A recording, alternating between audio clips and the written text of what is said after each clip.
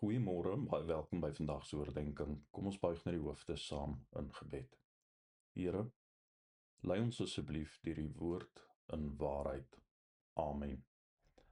Ons voorlesing vanmôre is van uit 1 Korintiërs 9 vers 22 en 23. Vir almal het ek alles geword, om in elk geval sommige te red. Dit alles doen ek ter wille van die evangelie, sodat ek aan die vrug daarvan deel kan hê. Staan jy in 'n verhouding met 'n ongelowige? Wonder jy of jy die verhouding dalk tot 'n einde moet bring?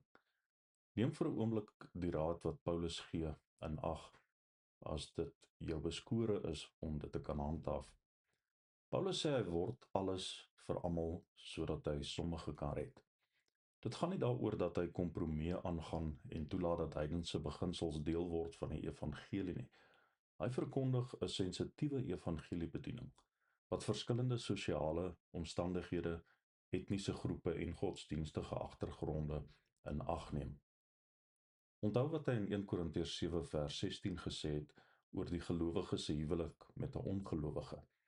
Jy vrou, weet immers nie of jy jou man sal red nie. Of jy man, hoe weet jy of jy jou vrou sal red? As gelowige kan jy 'n instrument wees wat die ongelowige help om na God terug te keer. Paulus praat hier van die handhawing van normale verhoudinge tussen gelowiges en ongelowiges. Verhouding wat erge konflik en mishandeling insluit, het 'n gesprek van sy eie nodig. Mag ons vandag onthou dat ons as gelowiges instrumente in die hand van God is, wat ander na hom toe kan lei. Laat ons met 'n sosiale, etniese en godsdienstige sensitiwiteit as dienaars van Christus optree. Mag ons vra, kan God my gebruik in hierdie verhouding?